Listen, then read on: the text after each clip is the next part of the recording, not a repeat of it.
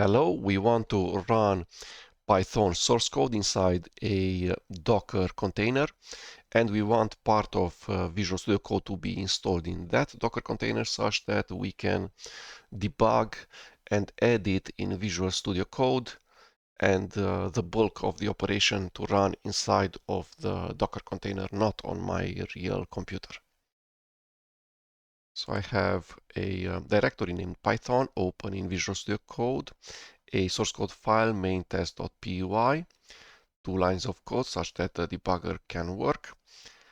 I have opened this directory in Visual Studio Code. Visual Studio Code asks me if I want to install support for the Python programming language. I say yes.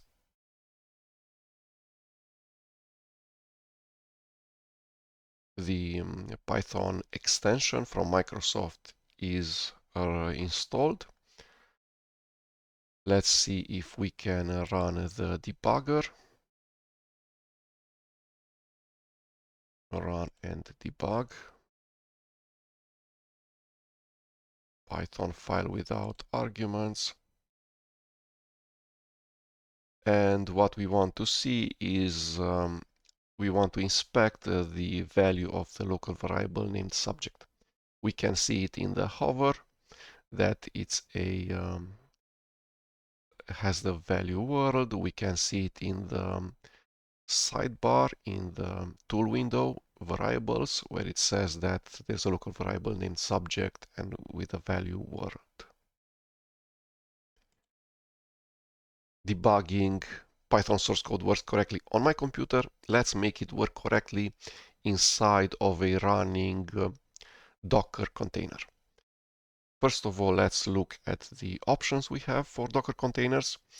The simplest one, the default one, is Python. There's various tags for if you want a different Linux operating system as a base, so Alpine, and for versions. Bookworm probably is the Debian-based Docker image, and Bullseye the same thing. We'll go with just the default tag for Python. So the command line would be docker run interactive entity-wise, so IT, and then the name of the container, Python.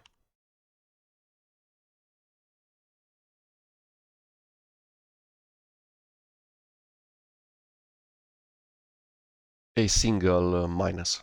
So 2 minuses means that there's the long version of a command line parameter, wherein here we have 2 short versions of the command line parameter. The Docker container layers for the image have been pulled, so downloaded locally from Docker Hub, and the Docker container instance has been started. We're inside that Docker instance. We're inside the process Python. So this is the interactive Python interpreter. In here we can run code. So let's see exactly this source code.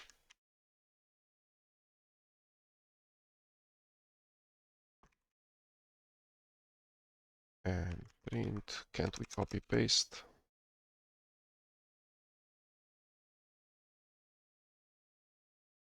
And we can.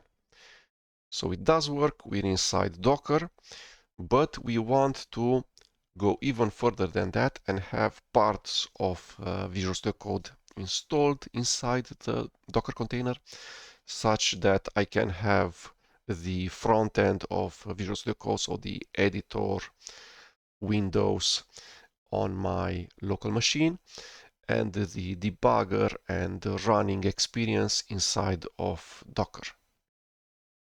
We'll exit this Docker container and we'll create a Docker file. So let's do that. Docker file says from where, no tags. The current directory is where the files will be taken from. or at least the copy command.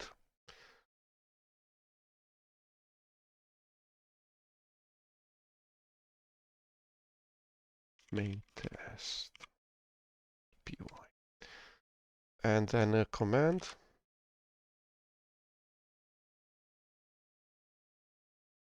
We want Python and the name of the file.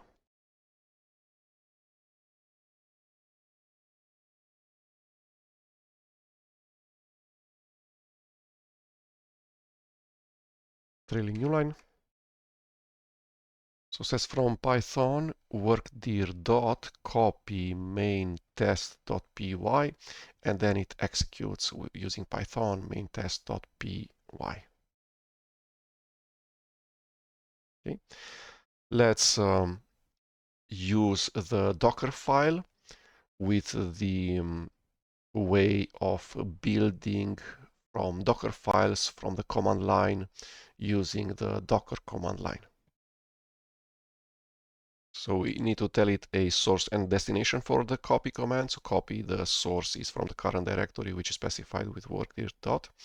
The name of the file is main-test.py, and we want to copy it from my current machine to inside the Docker image in the current directory inside of the Docker image. So this is this dot current directory inside of the Docker image. Let's see that this command works.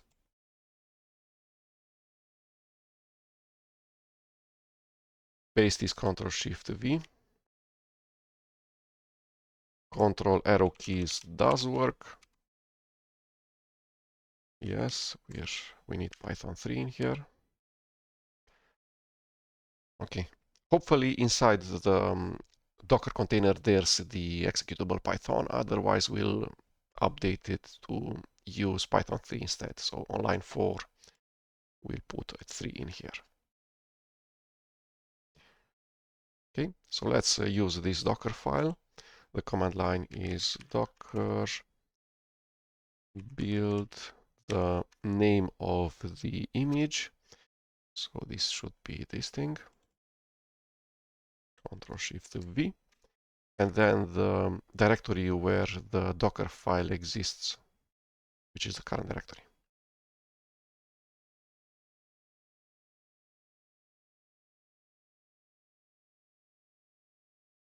Okay, so it has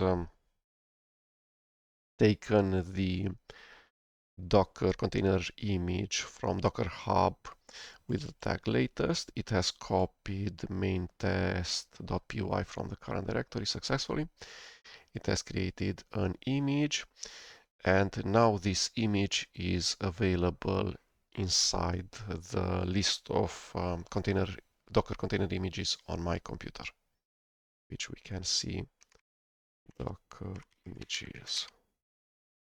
This one, main test. Let's check if this image is correct enough. So that's docker run and then the name of the image, Ctrl-Shift-V, and it starts a Docker instance from this Docker image, and these have already been taken care of when the image was created. And now that the container has started, it executes the entry point, which is the command line python space main test.py, and it's run correctly. We can see the standard output. Now let's edit the source code of the Python file. Let's have another subject, for instance, Python. We have just edited the main test.py file. We do not need to edit the Docker file because this name of file did not change. So let's just run the Docker instance again, and it outputs the same thing, which is hello world. Why? Because when the Docker image main test has been created using Docker build, That version of the file main-test.py has been copied on line 3. You can see it in here. So this action happened some time back. The file main-test.py already resides inside of the Docker container image. If I edit the file on my computer, then a different copy of the file, an older one, exists inside of the Docker image. And when we go Docker run, it's going to use the older one, the version that exists inside of the main test Docker image. So in order to actually be able to edit and debug source code, we want a loop where after we edit the source code, we recreate the Docker image using Docker build, like this. And then we immediately start a container instance. So in order for us not to rerun these two commands, docker build -d main test dot and docker run main test, there's extensions inside Visual Studio Code that will do it automatically for us. Visual Studio Code says that I have Docker installed. I have a Docker file inside of the current directory that's opened in the Visual Studio Code. Asks me if I want to install the recommended extensions for the Docker. Let's look at the recommendations. One is for Docker. So this one is for support for the programming language Docker that's inside of the Docker file. So in this case, it's YML support and the syntax of the Docker file. We could do this, but we're after the way of debugging our source code, Python source code, using a container. So let's look inside the list of extensions for Visual Studio Code. We have this section recommended, and it recommends that I use Docker for support for the Docker file. And the second recommendation is dev containers. We can also see by the numbers the install count, so 26 million. That's a really popular Visual Studio Code extension. So this is the Visual Studio Code extension that we're after. The name is identifier ms VSCode remote containers. We'll install it.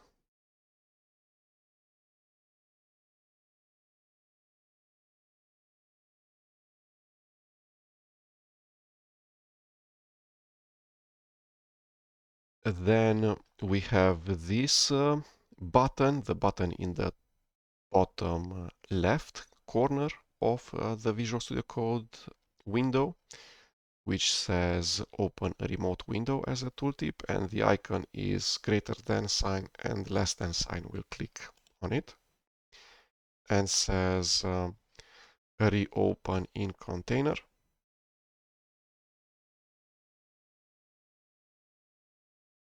I have selected the first option in there, so it will not edit the files inside of the directory that's open inside Visual Studio Code. And now I want to reuse my existing Docker file.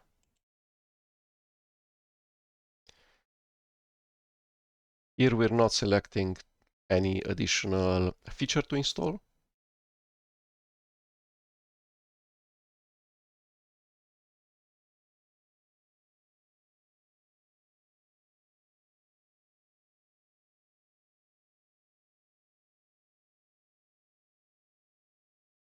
Reopen in container.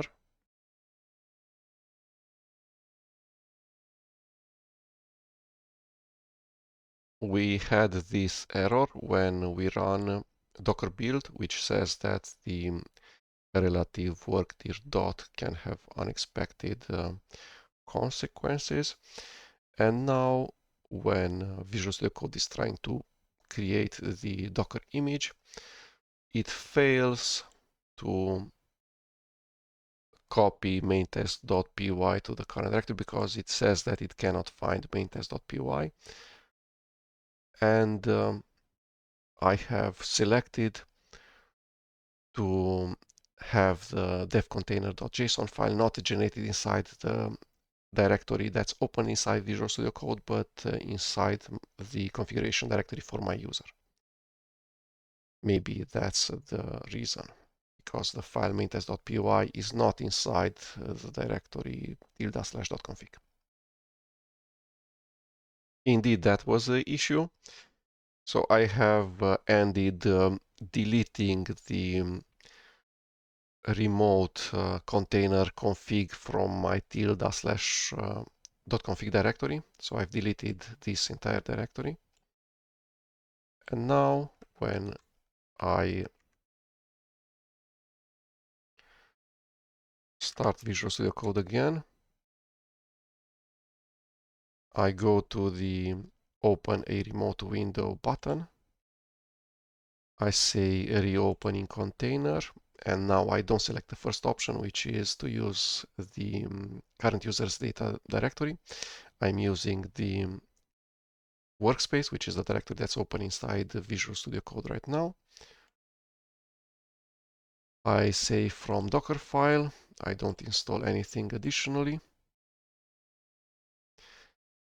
A hidden directory will be created inside of the work directory, which is named .devcontainer, this one. This is the configuration file, devcontainer.json. The image has been, container image has been created correctly, no errors there. The Docker instance has been started. Visual Studio Code has connected inside this Docker instance, and the terminal is now placed there. So inside the container instance, we're running as the user root. This is the name of the Docker instance. And this is the current directory /workspaces/python. In here, we told via the Docker file that the main.test.py file should be copied. This thing. And if we run python main.test.py, that will certainly work correctly.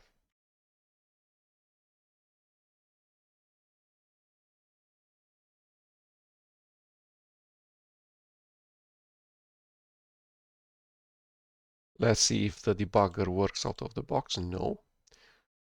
And Microsoft Visual Studio Code shows this pop-up where it asks if I want to install the Python extension. Let's look at the recommendation.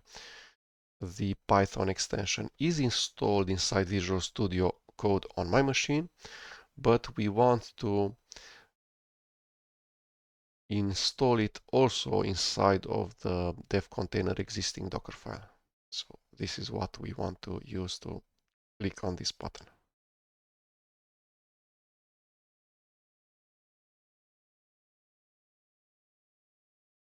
Okay, so now it's installed. And now we have the possibility of adding breakpoints. And let's see that the debugger works correctly.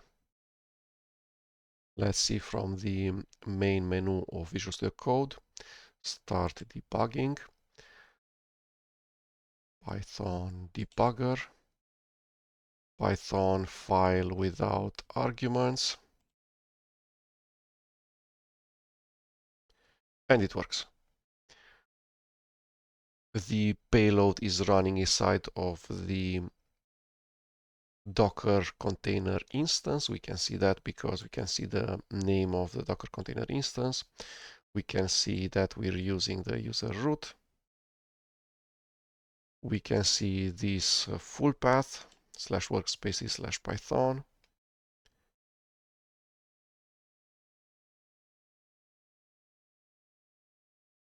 And we have the debugger running. It stopped on line 2 where we put a breakpoint. We can inspect the value of the local variable subject. We can look inside of the tool window for variables here.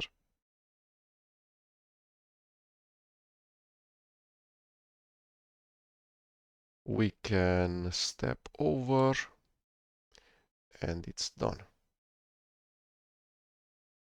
Let's now look at the shortcuts that exist for the debugger. This is a slightly more complicated factorial example application source code. Let's start the execution without debugging. So run without debugging, Ctrl F5. Runs inside of the container and it writes to standard output what we expected. Let's now run with the debugger, start debugging F5. It stopped on line 16 where the breakpoint was. And now the shortcuts are continue F5. This will go until the next breakpoint is hit. Step over. This will step over line 16 and go to line 17. Like this. Line 17 is the trailing new line. The execution will stop.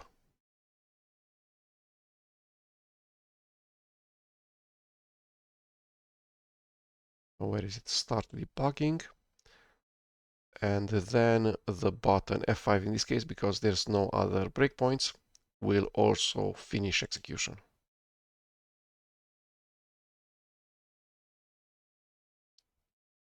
And the other option is to step into and step out. F11 step into, step out, shift F11. So let's use step into. The place where we want to step into is on line 15. We want to enter inside 3 factorial. So this is the caller and this is the callee. This is the place where 3 factorial Python function is called. This is the place where it's defined. This is the signature. This is the function body. Stop, shift F5,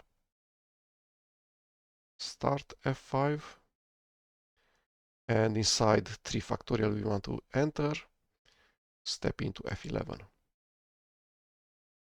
Step over, step into this one, range prod, step over, let's see, step into this one.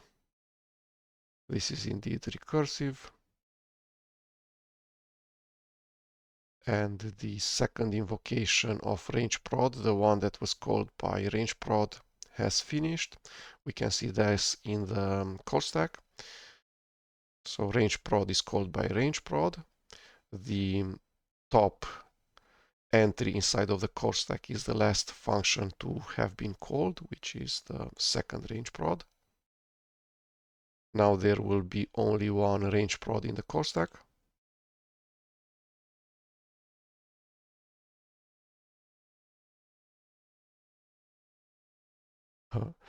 There's a second one because in here there's a multiplication of 2 calls to range prod.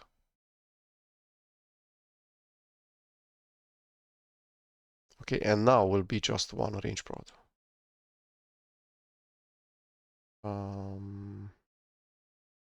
And it's actually a return, so all of the range prods have finished. And we're now back inside 3 factorial. We can see in the core stack. We can see in the current line where the debugger is.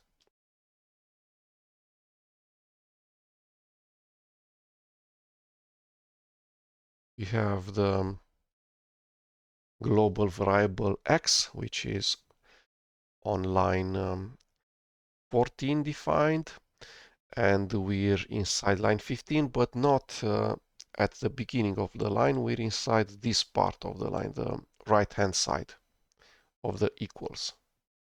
So that's why result is not yet a global variable.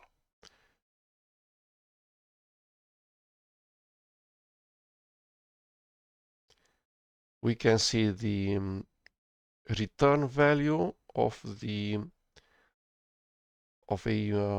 function call, which is similar to the autos tool window in Visual Studio, not Visual Studio Code. Very helpful.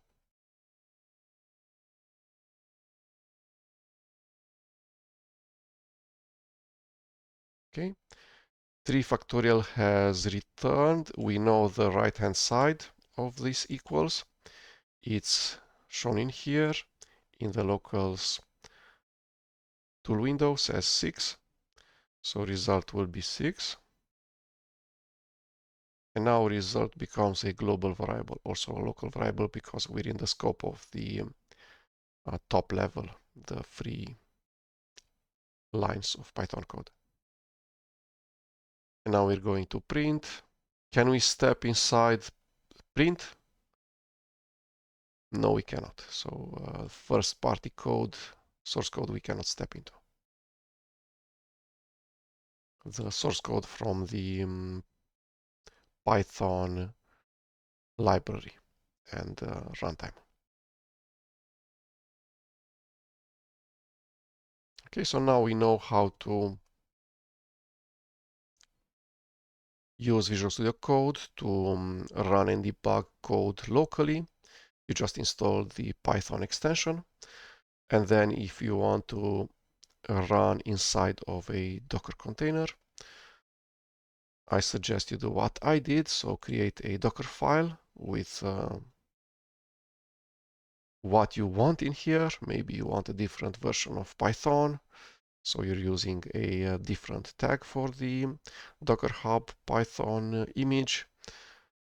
Maybe you want to do some additional housekeeping in here. Maybe you need some environment variables, etc. So do have your Docker file such that you can control what's inside the Docker image.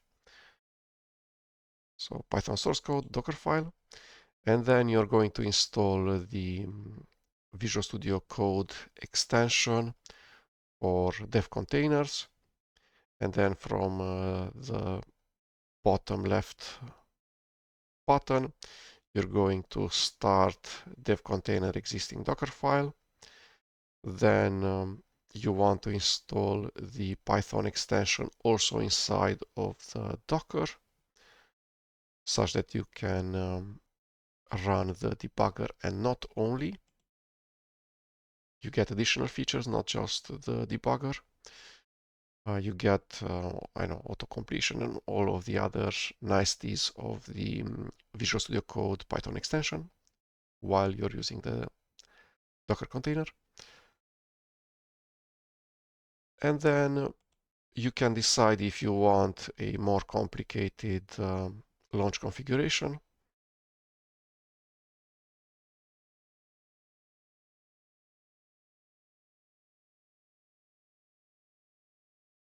You can have a different configuration.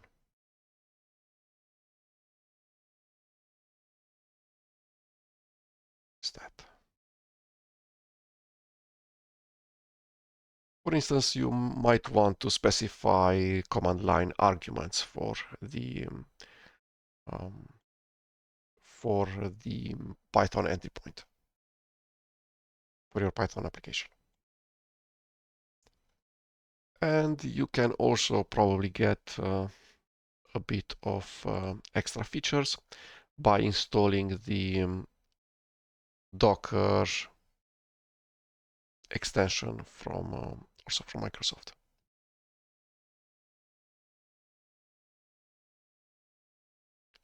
I've installed it, and now I get extra features when I'm working on the Dockerfile file.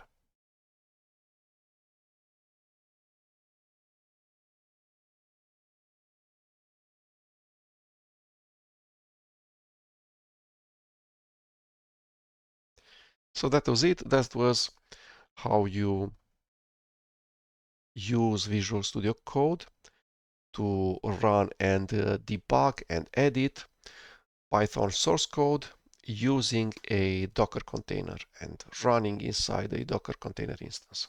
Thank you.